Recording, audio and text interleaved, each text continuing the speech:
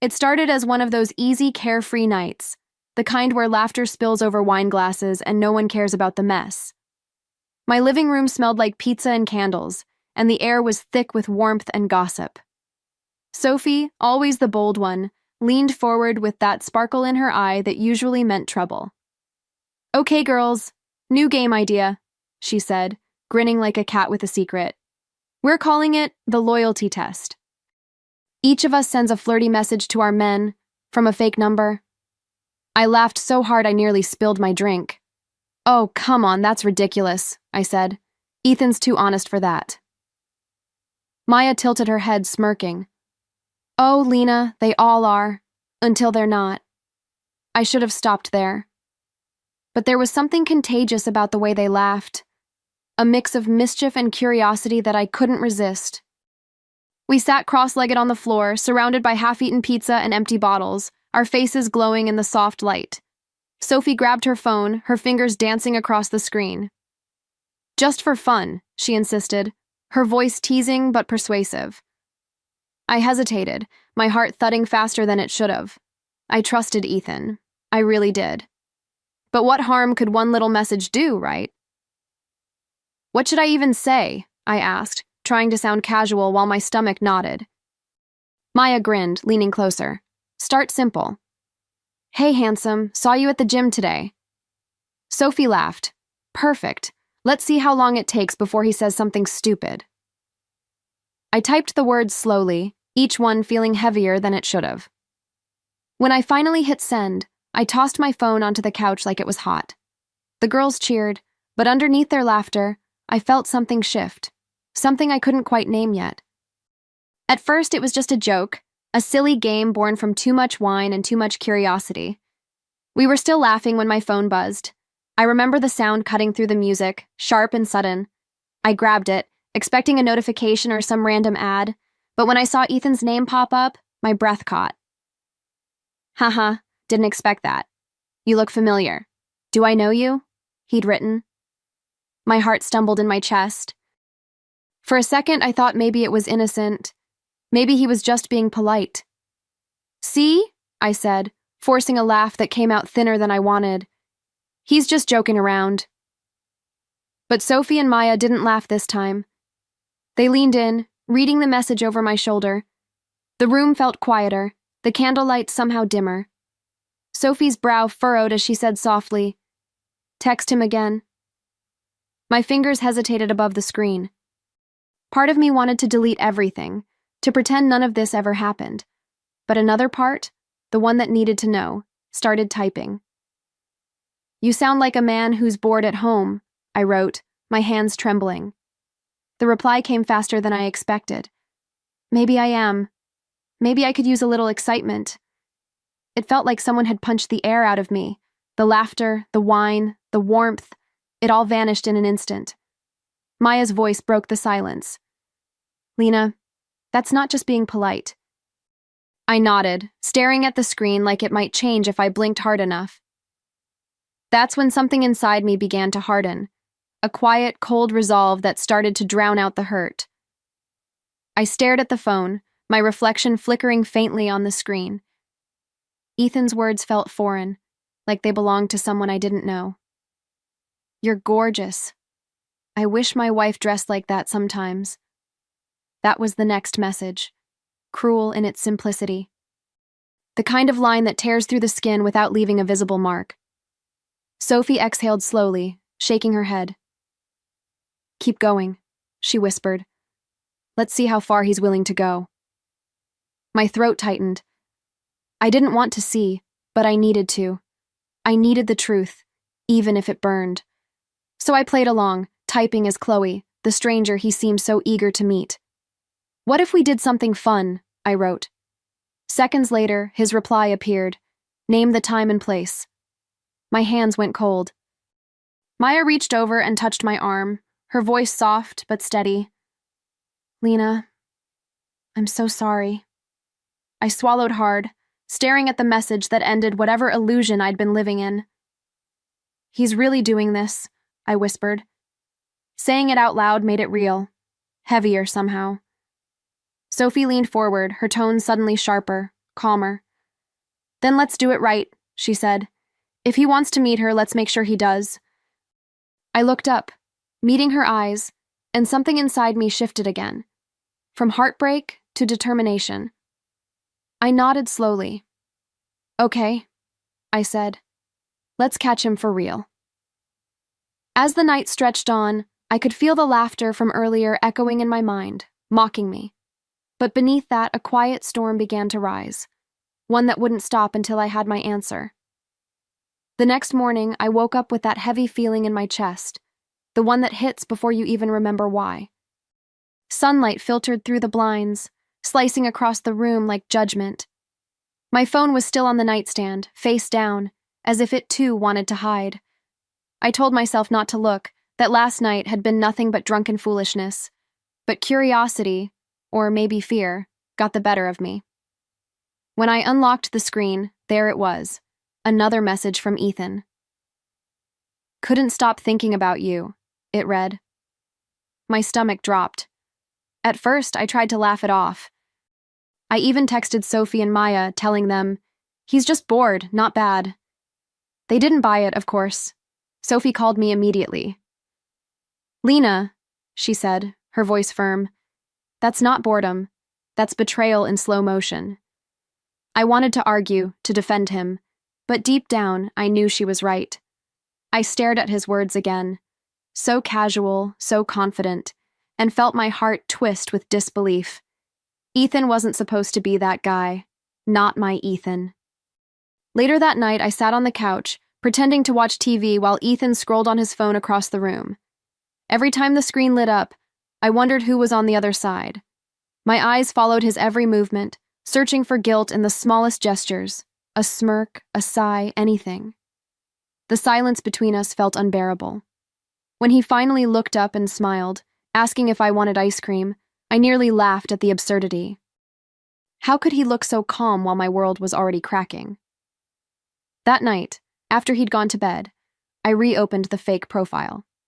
My heart raced as I typed another message, this time from Chloe. You sound like a man who's bored at home, I wrote, my hands trembling just slightly. The response came quicker than I expected. Maybe I am. Maybe I could use a little excitement. The words glared at me from the screen. I read them again and again until they blurred. My chest tightened, my throat dry. I'd half hoped he'd ignore it, that it would all end as a cruel joke. But no, Ethan wasn't just flirting, he was looking. I could hear his soft snore from the bedroom, that familiar rhythm that once comforted me. But now it just made me sick. I stared at his sleeping silhouette through the half-open door, wondering how many times I'd mistaken his silence for peace. My eyes burned, but I refused to cry. Not yet. I just needed to understand how we'd gotten here. Maybe he felt unseen. Maybe I'd changed. I clung to those excuses like a lifeline, because blaming myself felt easier than accepting that he'd chosen to betray me. The next day, over coffee, I tried to act normal. Rough night? I asked casually, watching him from across the kitchen table. He smiled, rubbing his eyes. Yeah, just work stuff, he said. His phone buzzed right after, and my heart skipped. He turned it face down without even checking. That tiny motion, so deliberate, so practiced, hit me harder than any confession could. I didn't say a word. I just sipped my coffee, tasting the bitterness that wasn't from the roast. By evening, the tension in the air felt thick enough to cut. I sat on the edge of the bed, scrolling through Ethan's messages like someone watching a slow-motion car crash. Every new text chipped away at what I thought I knew. You're gorgeous, he'd written again to me, to Chloe. I wish my wife dressed like that sometimes. I actually flinched when I read it. Those words weren't just cruel. They were calculated. The kind of thing you say when you've already crossed the line but want to pretend you haven't. Maya came over that night, carrying wine and silence. She didn't need to ask. One look at my face was enough. Lena, she whispered, setting the bottle down. He's not just flirting. He's trying. I nodded, the tears already threatening. I thought he was different, I said, my voice small. He's always been so steady, so safe. Sophie joined us soon after, her usual fire dimmed but not gone. "Don't cry for him," she said, resting a hand on my shoulder. "Cry if you need to, but after that we make a plan." That word, plan, snapped something inside me. I wiped my cheeks and looked up. "He wants excitement?" I said quietly. "Then he's about to get it." The pain hadn't gone away, not even close, but it was changing shape, turning sharper, cleaner. It wasn't heartbreak anymore. It was purpose. And as I sat there between my two best friends, I realized this wasn't just about betrayal. It was about control, and I was finally ready to take mine back. 2 days later, the game had stopped feeling like a game. It had turned into something darker, a mission, maybe, or a quiet form of revenge wrapped in lipstick and composure. I kept the fake conversation going, pretending to be Chloe. Each message from Ethan came faster, flirtier, more shameless. He joked about getting caught, about needing a thrill, as if infidelity were a hobby, not a betrayal. Every word tightened the knot in my stomach, but I stayed calm. I needed him to reveal himself completely, no excuses left. When he finally suggested meeting in person, my hands went cold. "Name the place," he wrote. I stared at the blinking cursor for what felt like an hour before replying. "Downtown Cafe, tomorrow at 6. The moment I pressed send, my pulse spiked. I walked into the kitchen where Maya and Sophie were waiting, both pretending not to hover. "Tomorrow, 6 p.m., I said flatly. "He thinks he's meeting Chloe." Sophie's lips curved into that dangerous smile she saves for moments like this. "And instead," she said softly, "he'll be meeting his wife." I spent that night pacing. Sleep was impossible. My mind replayed every moment, our wedding vows, the laughter, the nights I'd stayed up waiting for him to come home. I thought of all the times I'd chosen trust when I should have chosen myself. By morning, the sadness had hardened into steel. I opened my closet, scanning for something that felt like armor. When I slipped into that black dress, simple, strong, it wasn't for him. It was for the woman who'd spent years believing loyalty was a guarantee. Tomorrow, I'd finally prove it wasn't. The next day moved painfully slow. Every tick of the clock a reminder of what was coming. Maya kept texting me little pep talks. "You've got this. Remember who you are." Sophie, on the other hand, was all strategy. "We'll sit near the back," she said over the phone. "Record everything. You just walk in, keep your head high, and let him see what he threw away." I didn't respond right away. My throat was tight. It wasn't anger I felt. Not anymore. It was a kind of mourning, for the woman who'd once believed she was loved without question. By 5:45, I was standing outside the cafe, watching the world move as if nothing extraordinary was about to happen. The smell of roasted coffee beans mixed with the crisp city air, and people passed by laughing, holding hands, living their ordinary moments. I envied them for a heartbeat.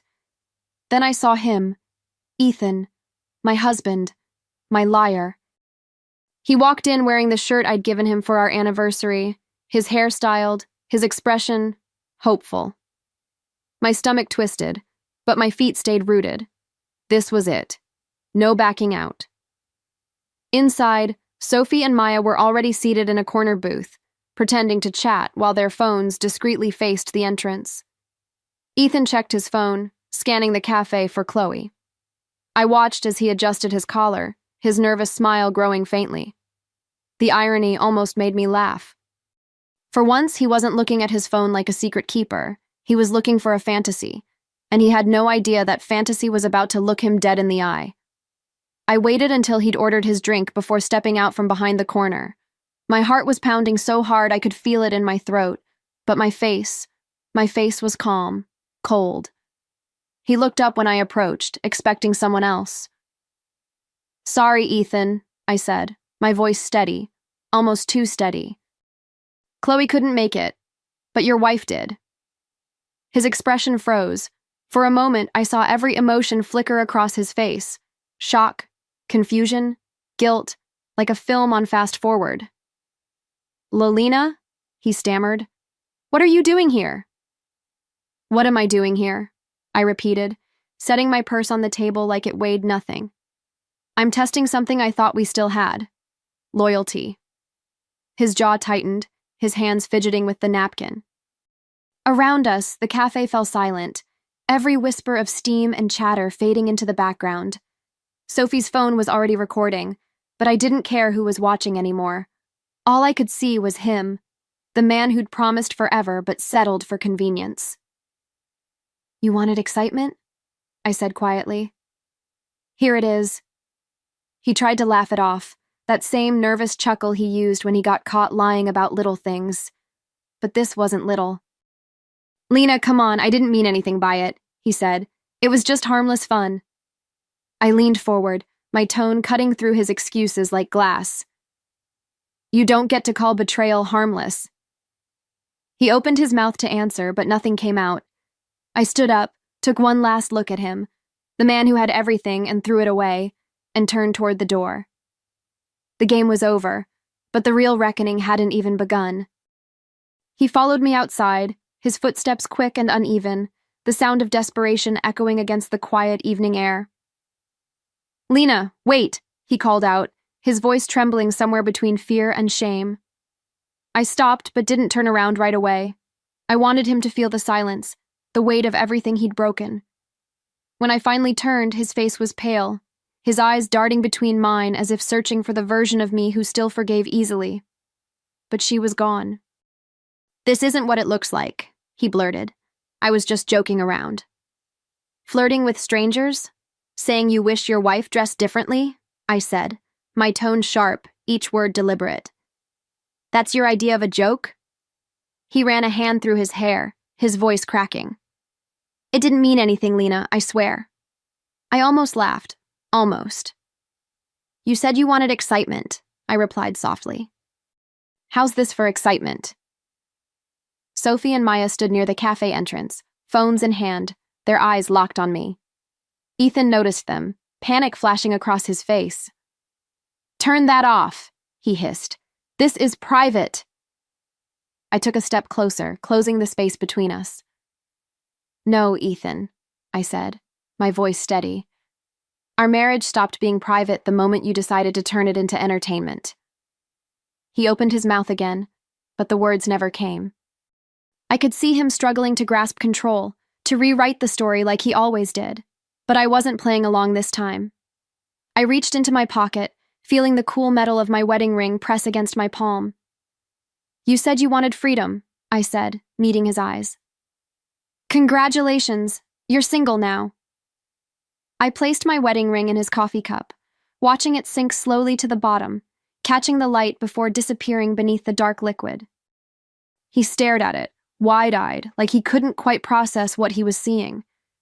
Maybe it was finally sinking in, that I wasn't bluffing, that there wasn't going to be another round of apologies and empty promises.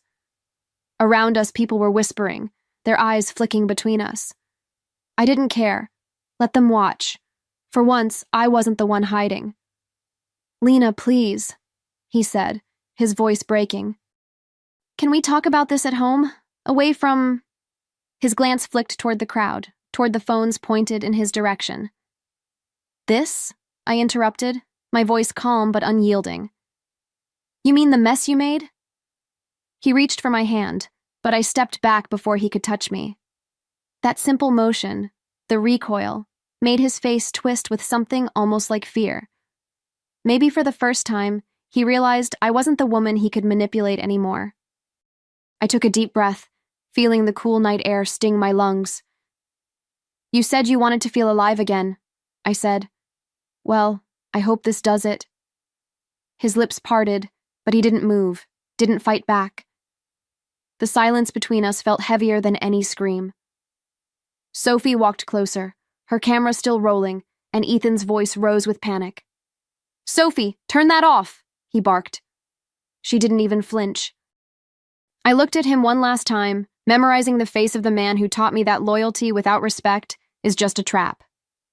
Then I turned away, leaving him standing there with his guilt and his ring-stained coffee. As I walked away, the sound of my heels against the pavement felt louder than his voice calling after me. Each step was a release, 5 years of love, doubt, forgiveness, all breaking off piece by piece. Sophie and Maya caught up to me outside, their eyes searching my face for cracks. "You okay?" Maya asked softly. I nodded, though my throat felt tight. "No," I admitted after a pause, "but I will be." Behind us, through the cafe's glass, Ethan still stood frozen, one hand on his head, the other hovering over the cup that now held the weight of everything he'd lost. We didn't say much on the drive home. The night felt thick with silence, but not the painful kind, the cleansing kind, the kind that follows a storm.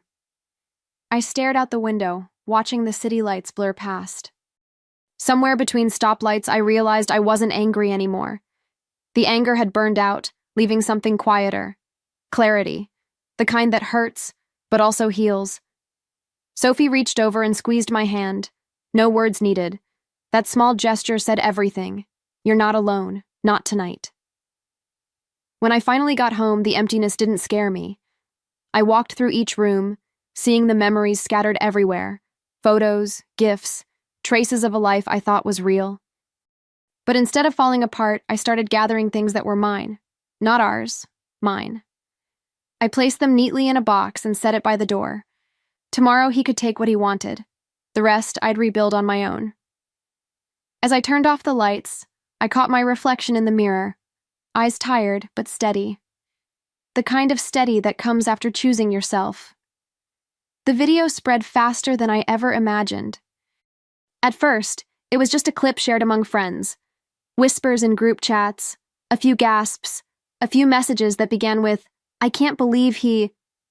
But within days, it traveled further, slipping through social circles and into his workplace.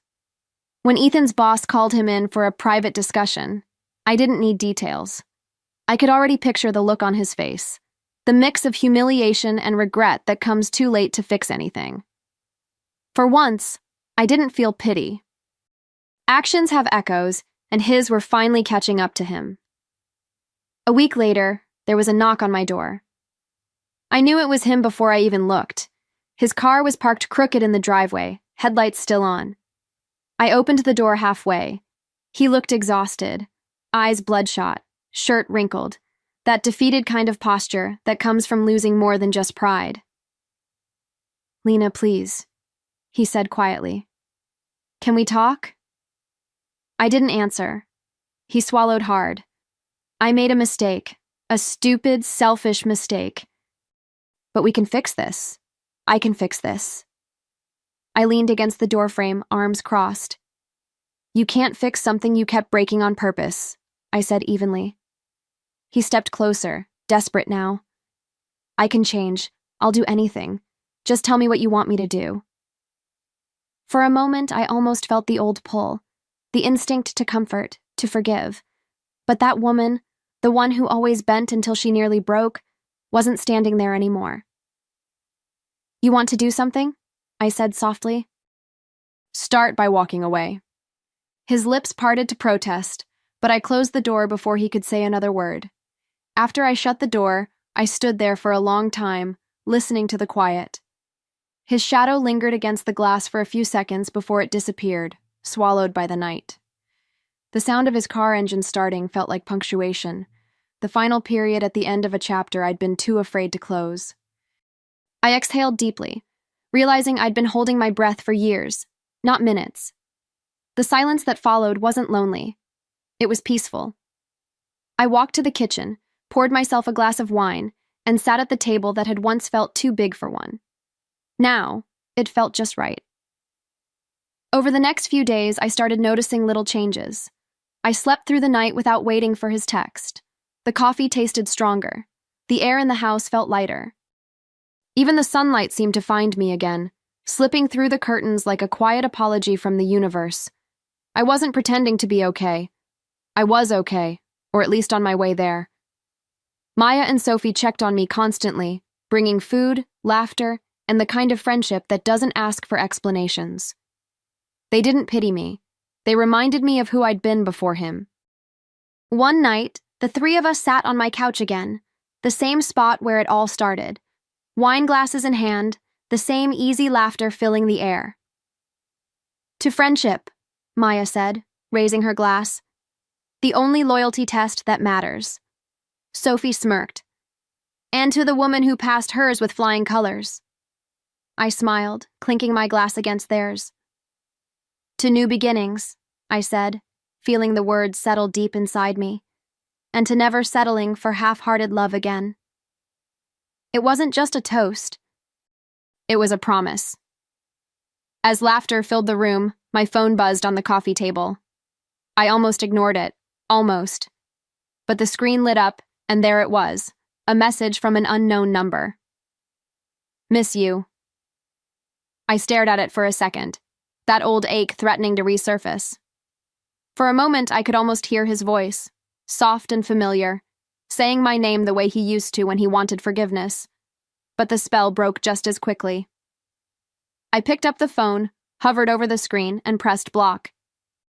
No hesitation, no tears, just quiet certainty. Some doors don't need to be slammed, they just need to be closed for good. The night carried on around me, laughter, clinking glasses, the hum of a song playing low in the background. Sophie nudged me playfully. Everything okay? She asked. I smiled, really smiled, and nodded. Everything's better than okay. And for the first time in a long while, I meant it. The woman sitting there wasn't defined by what she'd lost.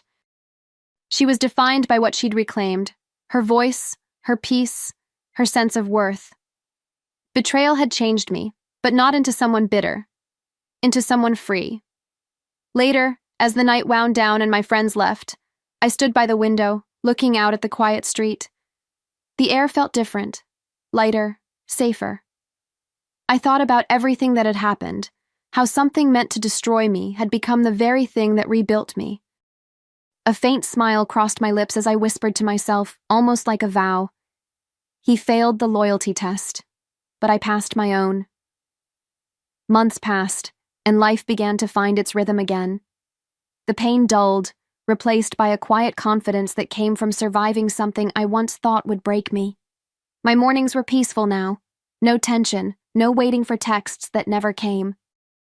I'd wake to the smell of coffee brewing, sunlight spilling across the kitchen table, and a strange but comforting silence. It wasn't emptiness anymore. It was space, room for something new, something honest. Every now and then, I'd catch myself smiling for no reason, just grateful for the calm after the storm.